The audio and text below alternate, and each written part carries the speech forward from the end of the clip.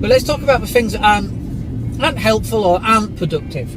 Going to bed is one of them, and this used to be mine. I would just go to bed and I really just wanted to sleep, like for a year or 2 or 10, and I would be wishing it away. Do you know what I mean?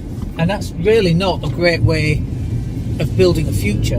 I mean, maybe at the time I didn't want a future, maybe, but it's a great way to deal with anxiety and overcoming that kind of thing. It's just going to bed and sleeping it away, you know. But it's not productive. It's not going to help you in 10 years' time build your portfolio, build your wealth, build your lifestyle goals and dreams.